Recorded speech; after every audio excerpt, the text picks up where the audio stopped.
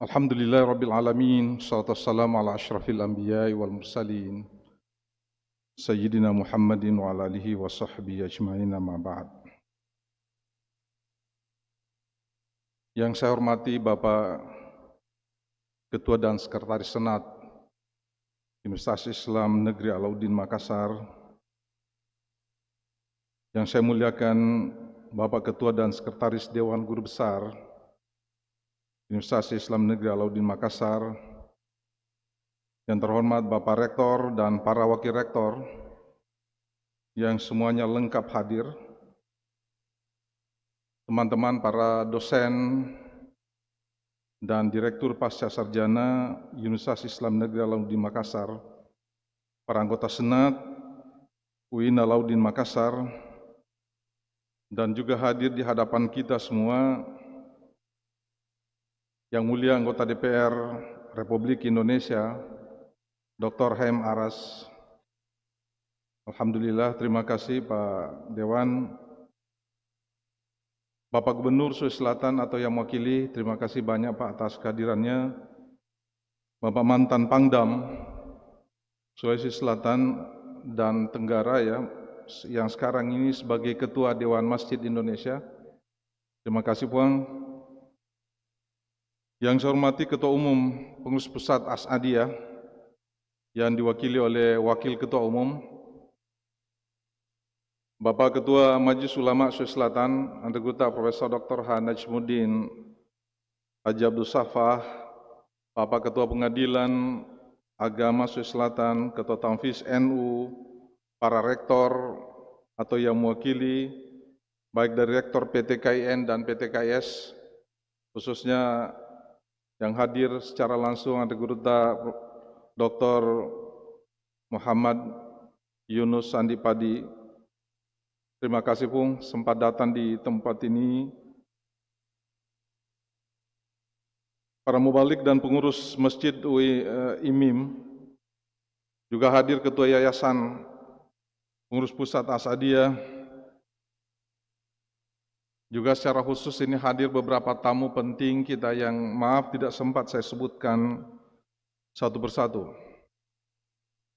Hadirin yang saya muliakan, hari ini adalah hari yang sangat berbahagia bagi kami sekeluarga, karena pada hari ini oleh Senat memberikan kesempatan pada saya untuk berdiri di hadapan sidang Senat luar biasa untuk menyampaikan orasi ilmiah sebagai tradisi akademik yang senantiasa terjaga di Universitas Islam Negeri Alauddin Makassar. Hari ini seperti yang disampaikan tadi, saya akan menyampaikan sebuah pidato pengukuhan saya, yaitu ketakutan mahasiswa Islam Indonesia terhadap perubahan demografi, hubungan antara penguasaan bahasa Arab, religiusitas, dan preferensi politik. Perubahan demografi yang saat ini sedang dialami di seluruh dunia merupakan konsekuensi yang tidak terelakkan dari globalisasi yang saling terhubung. Hal ini berarti ada kebutuhan untuk melakukan diskusi akademik untuk menentukan transisi demografi, agama, politik, ekonomi, dan peraturan yang terus berkembang. Hal ini terlihat jelas pada pemilihan umum Amerika Serikat yang menunjukkan bahwa sebagian besar pemilih Donald Trump didominasi oleh mereka yang berusia 50 tahun ke atas dan orang-orang Kaukasia. Dapat dilihat bahwa pergeseran demografi merupakan salah satu isu yang hangat dalam setiap pemilihan umum, dan Indonesia juga memiliki tren yang sama. Hal ini ditunjukkan oleh kasus dengan dugaan penistaan agama oleh Basuki Cahayapurnama yang memicu meningkatnya ketakutan akan perubahan demografis. Anatomi dari ketakutan ini adalah objek yang menarik dalam penelitian ini dengan fokus pada hubungan interaksi antara kaum muda, khususnya mahasiswa Islam di Indonesia. Dalam tulisan ini Plus meneliti bagaimana ketakutan kaum muda akan perubahan demografis dapat dijelaskan oleh konsentrasi kepemilikan pengetahuan bahasa Arab, religiusitas, dan preferensi politik. Hal ini dikarenakan bahasa Arab dasar telah menjadi mata kuliah wajib setiap universitas Islam di Indonesia. Di samping beberapa mata kuliah wajib Islam lainnya seperti fikih, hadis, fikih muamalah, ilmu Al-Quran, sejarah peradaban, dan sebagainya. Sebagai upaya universitas untuk mengintegrasikan pengajaran Islam dengan jurusan pendidikan konvensional, seperti ilmu hukum, politik, biologi, kimia, akuntansi, bisnis, farmasi, dan sebagainya. Hal ini juga menjadi salah satu pembeda dengan perguruan tinggi umum di negeri ini. Penggunaan bahasa Arab sebagai bahasa kitab suci dan ajaran Islam menandakan perannya sebagai identitas khusus yang terkait dengan penguasaan spiritual. Hal ini menyebabkan pertimbangan kepemilikannya sebagai metode untuk membentuk kemampuan kaum muda untuk mengidentifikasi religiusitas, preferensi politik, dan perubahan demografis mereka. Bahasa Indonesia merupakan bahasa nasional Indonesia, biasanya digunakan untuk percakapan sehari-hari di seluruh negeri dengan bahasa daerah yang berbeda. Penting untuk dicatat bahwa ada sedikit perbedaan dalam pendidikan perguruan tinggi karena adanya sekolah-sekolah berbasis agama dengan kegiatan pembelajaran yang berbeda seperti dimasukkannya mata kuliah wajib seperti Al-Quran, hadis, fikih, bahasa Arab, di samping mata kuliah ilmu hukum, politik, biologi, kimia, farmasi, bisnis, dan yang lainnya. Oleh karena itu, dalam tulisan ini melihat bahwa pengetahuan bahasa Arab yang dimiliki oleh mahasiswa Indonesia dapat berkontribusi terhadap ketakutan mereka akan perubahan demografis. Hal ini dikarenakan kurangnya perhatian terhadap interaksi mahasiswa dengan religiusitas dan preferensi politik, serta pengaruh atribusi agama terhadap rasa takut. Tulisan ini menyajikan penguasaan bahasa Arab dasar sebagai kontributor potensi terhadap konstruksi religiusitas mahasiswa, preferensi politik, dan ketakutan akan perubahan demografis. Penelitian sebelumnya seringkali berfokus pada kemampuan bahasa untuk menciptakan pemahaman, dan penelitian lain menganalisis skala religiusitas yang lain dengan kepercayaan dan bahasa. Sebagian besar penelitian tentang ajaran Islam menggunakan bahasa Arab, yang berarti ada kebutuhan akan pemahaman lebih lanjut untuk membuka gerbang makna kiasan di luar terjemahan.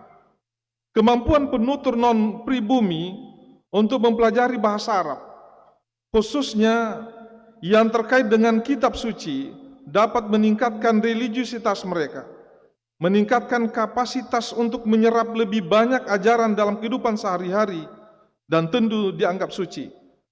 Tradisi Islam membedakan penggunaan terjemahan dalam memahami Al-Quran, mengingat pemeluk dan penafsirannya yang mendunia. Seni penafsiran Al-Quran telah dikaitkan dengan kontribusi yang kaya dari para cendekiawan Muslim. Telah disoroti bahwa potensi pemilihan terjemahan dan penafsiran kitab suci yang begitu ketat telah menyebabkan munculnya gerakan garis keras seperti ISIS, Jamaah Islamiyah, Al-Qaeda, dan beberapa lainnya.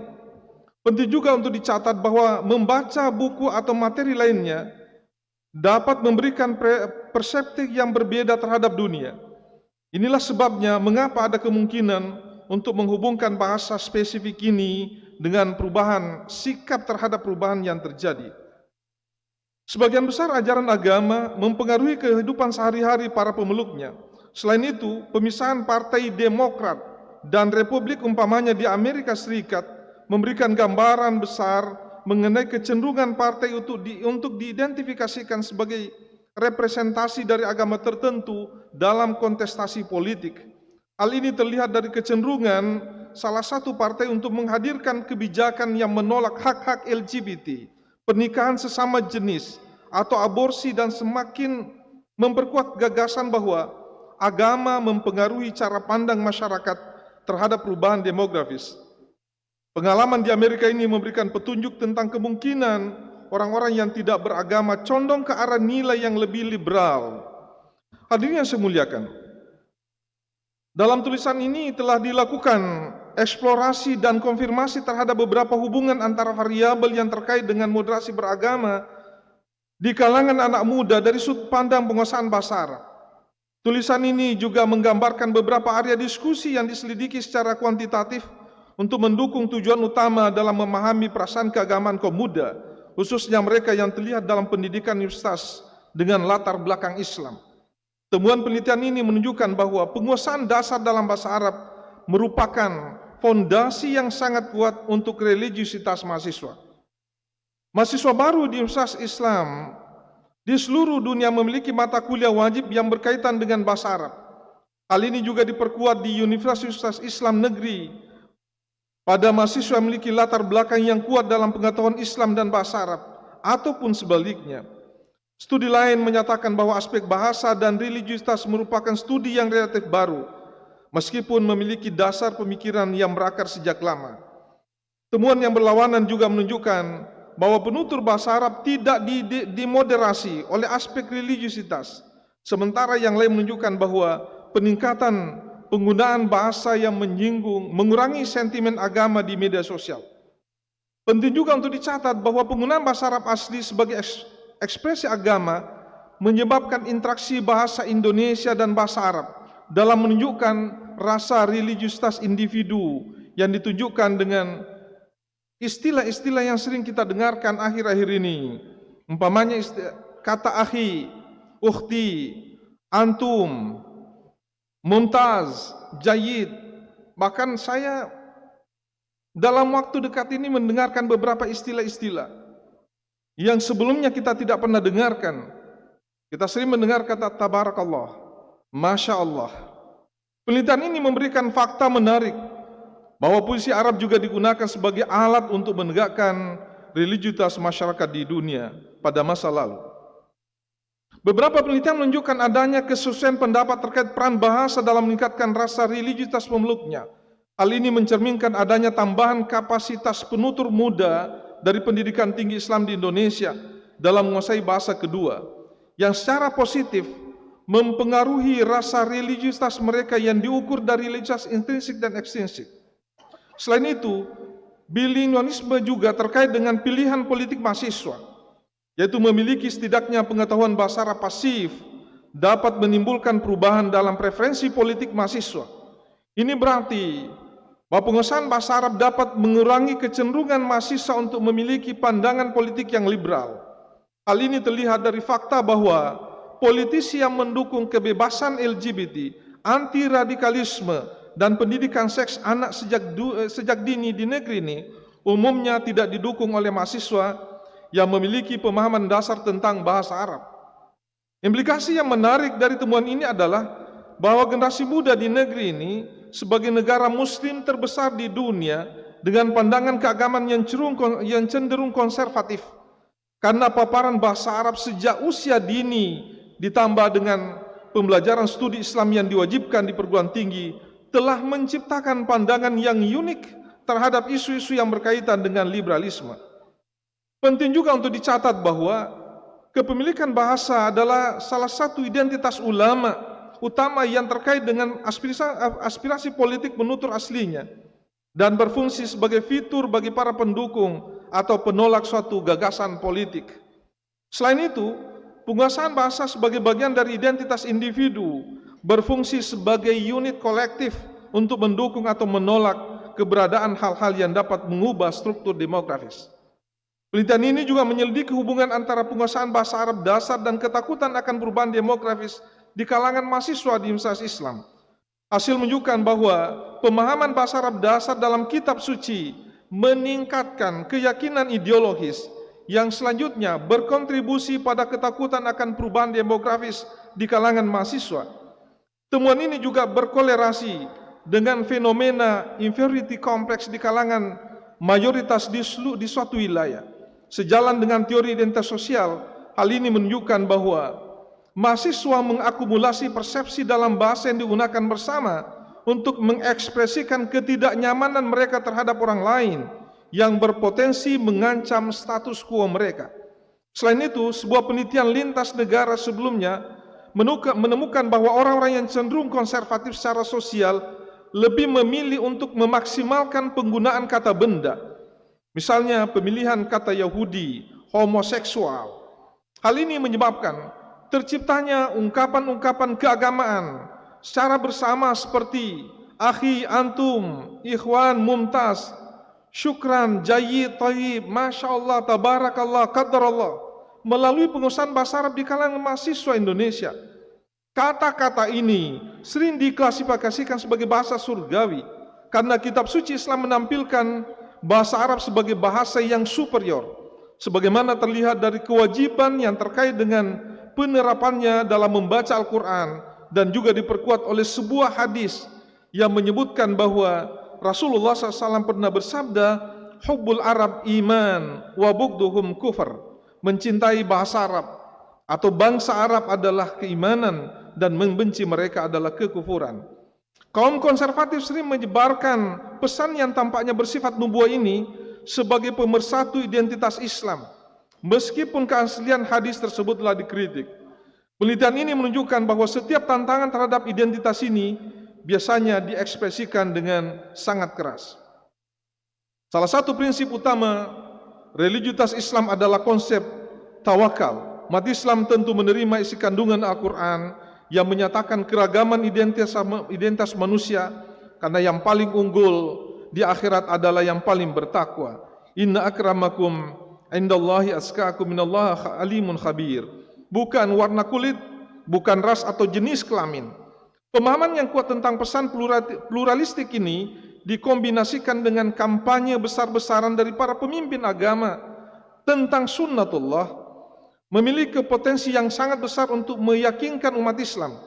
Kondisi rasial Indonesia yang ditunjukkan oleh 300 suku dan 700 bahasa lokal memperkuat logika ini. Dan hal ini membuat gerakan keagamaan di negara ini menggambarkan penyusuan persinggungan antara ekspresi budaya dan agama yang berbeda untuk mengamankan agenda yang lebih pluralis. Fenomena ini dianggap sebagai alasan mengapa religiusitas dapat mengurangi kecenderungan untuk takut terhadap perubahan demografis. Oleh karena itu, penelitian ini menunjukkan bahwa religiusitas Islam membatasi penggunaan bahasa Arab yang berlebihan dalam menyampaikan propaganda negatif.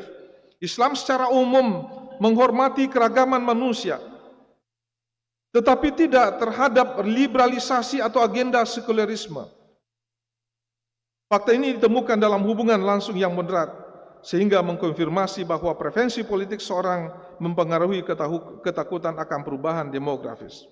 Hadirin yang saya muliakan, sebagai penutup dari pidato pembukaan ini, penelitian ini menyelidiki hubungan interaksi antara penguasaan bahasa Arab, religiusitas, preferensi politik, dan ketakutan akan perubahan demografis di kalangan pemuda, di kalangan mahasiswa untuk mendapatkan gelar sarjana di Universitas Islam di Indonesia. Temuan menunjukkan bahwa penguasaan bahasa Arab meningkatkan religiusitas dan ketakutan akan perubahan demografis, tetapi menurunkan preferensi politik liberal di kalangan mahasiswa. Selain itu, religiusitas mahasiswa ditemukan tidak berkolaborasi dengan preferensi politik. Namun penguasaan bahasa Arab dapat mengurangi rasa takut akan perubahan demografis karena pesan-pesan pluralisme yang melekat pada kitab suci Al-Quran yang menjadi dasar dari toleransi ini. Penting untuk dicatat, meskipun toleransi terhadap kemanusiaan merupakan salah satu ajaran dasar Islam, namun ada sikap yang lebih rendah terhadap pandangan liberal. Fakta ini diperkuat dengan adanya hubungan negatif yang terlihat antara pandangan liberal dibangun dalam preferensi politik dan ketakutan akan perubahan demografis.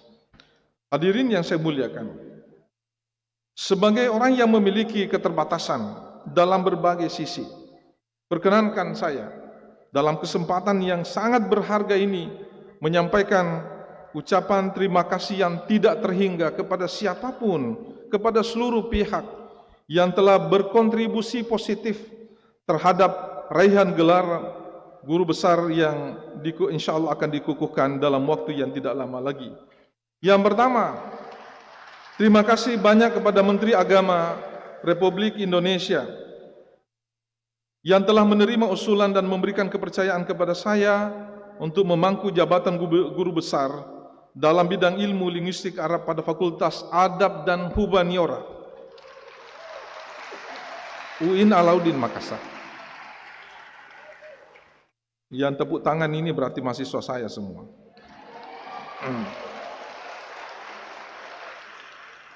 Ketua dan Sekretaris Senat UIN Alauddin Makassar pada periode hari ini, Bapak Profesor Dr. H. Abdul Qadir Gasing, ATMS, dan Profesor H. Hasaruddin MAG, bahkan juga kepada Sekretaris Senat sebelumnya, Bapak Dr. Haji Ibrahim, pula kepada Ketua dan Sekretaris Dewan Guru Besar, Pak Profesor Dr. H. Musafir Pak Babari, Profesor Dr. H. Sabri Samin, dan segenap anggota Senat dan Dewan Guru Besar Alauddin Makassar yang telah memberi kesempatan untuk melaksanakan kegiatan pengukuhan pada hari ini. Dan tentu yang paling utama adalah Bapak Rektor UIN Alauddin Makassar, yang saya tahu kemarin baru berangkat ke Jakarta tetapi harus meninggalkan Jakarta, sekalipun ada pertemuan yang maha penting yang dihadiri oleh Presiden dan Pak Menteri, tapi beliau kemudian lebih memilih kembali ke UIN Alauddin Makassar dalam rangka mengikuti pengukuhan guru besar kami.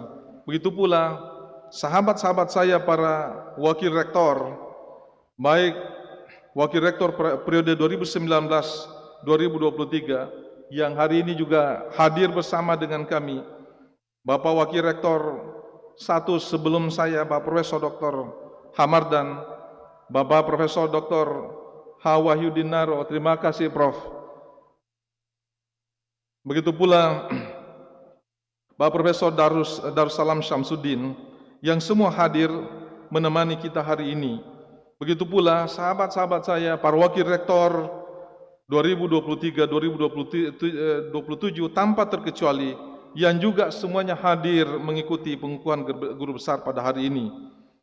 Para pimpinan fakultas dan pasca sarjana, baik periode 2019-2023, 2023-2027, yang tentu tidak bisa saya menyebutkan satu persatu, yang begitu luar biasa memberikan kontribusi positif dalam perjalanan karir akademik saya. Pada Bapak Biro, Dr. H. Kaswat, terima kasih Pak Kaswat, Pak Biro, termasuk Kepala Biro sebelumnya, Ibu Dr. Yuspiani, Dr. Alwan Suban, Dr. Rustam Ramli, yang begitu luar biasa kontribusinya terhadap raihan guru besar kami. Khususnya Dekan Fakultas Adab dan Humaniora, baik pada masa kepemimpinan Dr. Haji Hashim Haddad MAG, maupun pada masa sekarang ini Bapak Dr. H. Barsihan Nur MAG, yang insya Allah dalam waktu dekat keduanya akan meraih guru besar. Para wakil dekan, seluruh sivitas mendengarkan cibiran dari teman-teman dosen. Kita itu dosen yang paling senior di sini, paling lama Miki doktor, tapi kenapa kita tidak guru besar? Saya sering sekali mendengarkan itu, tetapi saya selalu menutup telinga saya supaya saya tidak tersinggung. Ketua dan Sekretaris Prodi BSA tahun 2019-2023, mudah-mudahan Ustaz Saleh Samsuri, begitu pula Kakanda Dr. Anda Marwati, begitu pula Ketua dan Sekretaris Prodi pada hari ini, Ustaz Haji Basok Palawagau dan Ustazah Khairunisa Nur, yang semuanya hadir pada kesempatan ini. Dan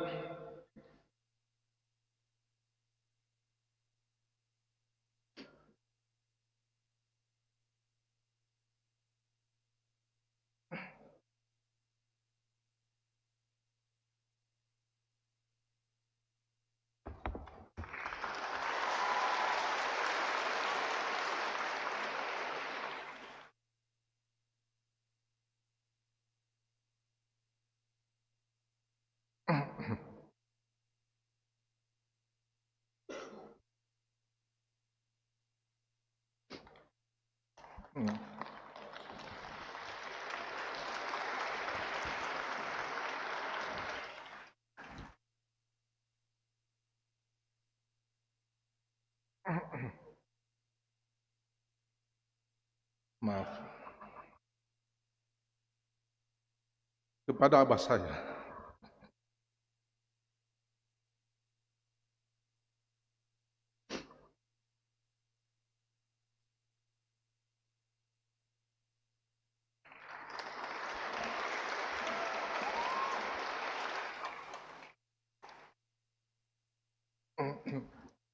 Baik, maaf. Kepada abah saya, Haji Abu Nawas Bintang almarhum, dan ibu saya yang tercinta Haji Siti Bahara, yang sampai hari ini terbaring di rumah sakit sejak ditinggal mati oleh abah saya. Keduanya bukan hanya membesarkan dan mendidik saya dengan cinta dan kasih sayang,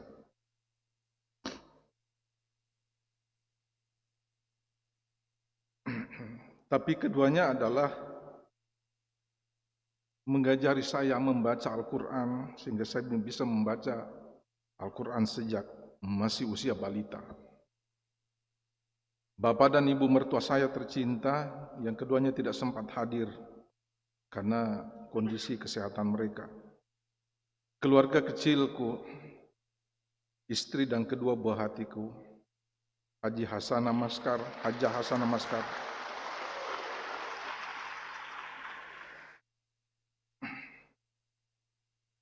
yang dengan setia mendampingi sang suami sejak menikah tanggal 1 September 1993, yang penuh suka dan duka sejak mulai kuliah masuk S2 sampai meraih gelar guru besar hari ini.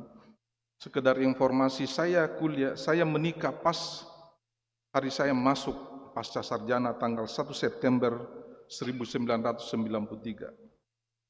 Dan begitu pula kedua buah hatiku, anakku yang sangat saya cintai, Dr. Hajah Najmatul Zahra Kamaluddin, yang sementara menempuh pendidikan spesialisnya di Fakultas Kedokteran Unhas, dan putra sematawayangku Fauzi Syarif Hidayatullah Kamaluddin, SE, pegawai pada Bea Cukai pada Kementerian Keuangan Republik Indonesia di Jakarta. Sekedar informasi, keduanya ini masih jomblo. Adik-adik saya tercinta, Dr. Anda Hajah Siti Husna Abu Nawas, MPDI, Dr. Haji Muhammad Zuhri, Siti Syakira Abu Nawas, yang juga senantiasa memberikan dorongan untuk segera meraih guru besar. Terkhusus kakak sepupu saya, Pak Profesor Dr. H. Bustani Ilyas, yang menjadi teman sejak kanak-kanak. Kalau bukan hanya kanak-kanak, sejak sekolah di TK sampai selesai sarjana, selalu serumah terus. Bahkan mungkin bisa jadi sampai kakek-kakek. Kalau beliau sudah kakek-kakek, saya belum. Karena beliau sudah punya cucu, saya belum. Sahabat-sahabat seperjuangan saya yang tidak bisa saya lupakan kontribusi terbaiknya selama ini. Kakanda Dr. Ki Haji Hamzah Harun, MA, terima kasih Kak. Pak Profesor Dr. Hamdan Johannes, Dr. Haji Andi Ahru, Dr. Haji Andi Adros, Dr. H. Taufik Sanusi, Baco MAG, yang kesemuanya memberikan dorongan yang luar biasa kepada saya. Kepada guru-guru saya di Pondok Pesantren As'adiyah yang hampir semua sudah meninggalkan saya. Ada Guruta Ki Haji Muhammad Yunus Martan, Ki Haji Abdullah Martan, Ki Guruta Ki Abdul Malik Belawa, Guruta Ki Haji Hamzah Manguluang, Hamzah Badwi, Hamis Bintang, ada Guruta Dr. Andes Muhammad Ilyas Salewa, Guruta Abdullah Katu, Muhammad Jabal Badru, Syuaib Nawang, Guruta Syuaib Nawang, Muhammad Hasan, Ali Pawalangi, Muhammad Rewo, Abdul Rauf Kadir, Syamsuduha, yang tadi semua saya sudah meninggalkan kami semua. Yang masih hidup ada Guruta Amin Adnan, dan yang hadir pada kesempatan ini adalah Guruta Muhammad Yunus Andi Padi, MAG, sekarang menjabat sebagai Rektor IAI As'adiyah, dan beberapa guru-guru saya yang lain yang tidak bisa saya sebutkan namanya satu persatu. Penghargaan tertinggi saya aturkan pula kepada para dosen saya di IAIN, belum UIN, itu artinya saya ini kolonial. Di antaranya Guruta Haji Mustafa Muhammad Luri, Haji Andi Marlia Ahsan, Muhammad Sagena, Hafsa Intan, Ahmad Ghaffar, Profesor Rusdi Khalid yang hadir pada kesempatan ini, Profesor Azhar Arsyad, Profesor Najmuddin Haji Abdul Safah, Dr. Andes Haji Nawawi MA, Profesor Haji Andi Rasdiana almarhum, Dr. Andes Amir Said, Profesor Dr. Abdul Muin Salim, Profesor Muhammad Syudi Ismail, Dr. Harifuddin Cawidu, Profesor Dr. Jalaluddin Rahman. Ada cerita saya yang sangat menarik dengan beliau.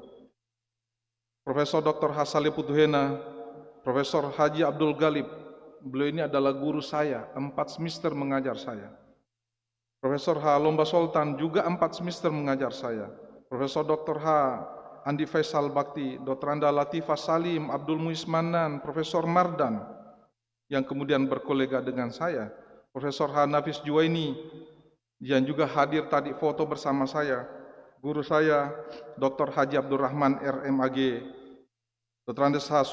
Saib Sultan, Ismail Adam, Aminuddin Raja, Dr. Hawaihudin G. MAG, Dr. Hamas Alim Katu MAG yang telah meninggalkan kita, Profesor Dr. Mapengandro, Profesor Hamka Haq, Profesor Dr. Hasaleuddin Yasin, Haji Mas Salindrim BA, begitu pula Dr. H. Muhtar Husain MA almarhum. Mereka lah di antara dosen saya yang banyak menumpahkan ilmunya selama menempuh pendidikan di program pasca sarjana, di program sarjana dan program pasca sarjana UIN Alauddin Makassar. Penghargaan yang sama juga saya aturkan kepada para dosen saya di program doktor pasca sarjana IAIN Syarif Hidayatullah Jakarta, di antaranya Profesor Dr. Harun Nasution, Profesor Dr. Quraish Shihab, Profesor Satria Effendi, Profesor Johan Hendrik Muleman, Profesor Muslim Nasution, Profesor Nurhalis Majid, Profesor Sayyid Agil Al-Munawar, Profesor Dr. H. Kamaruddin Hidayat, Profesor Din Syamsuddin, Profesor Haji Abdul Wahab Mu'ti, Profesor Musli Abdul Karim, dan begitu banyak yang lain yang tidak bisa disebutkan. Ucapan terima kasih yang tidak terhingga saya aturkan pula kepada guru, kolega, sekaligus teman selama menjadi pimpinan di pasca sarjana UIN Alauddin Makassar. Mereka di antaranya Profesor Dr. H. Ahmad M. Sewang MA, Profesor Dr. H. Muhammad Kasim Matar MA, Profesor Dr. H.M. Nasir Mahmud MA, Profesor Dr. H. Ali Parman MAG, Profesor Dr. H. Sabri Samin MAG, Profesor Dr. Ahmad Abu Bakar MAG, Profesor Dr. Haja Mulyati MAG, dan sejumlah nama yang tidak bisa disebutkan satu persatu. Secara khusus saya ucapkan terima kasih dan penghargaan kepada adik-adik dosen dan pegawai yang banyak membantu saya selama untuk meraih guru besar saya. Di antara mereka ada Dr. Alim Syariati, ada Agus S. Hum M. Hum, ada Rudianto, ada Ari Nugraha Pratama, ada Dr. Harlan, dan lain sebagainya. Jasa-jasa kalian hanya bisa dibalas oleh Allah Subhanahu wa Ta'ala. Dan yang terakhir, ucapan terima kasih kepada seluruh undangan dan seluruh keluarga yang menghadiri acara pengukuhan ini. Mohon maaf yang sebesar-besarnya tidak bisa saya sebutkan satu persatu. Billahi taufiq wa sa'adah, wallahu waliyul muttaqin, wallahu muwafiq ila aqwamit thariq. Wassalamualaikum warahmatullahi wabarakatuh.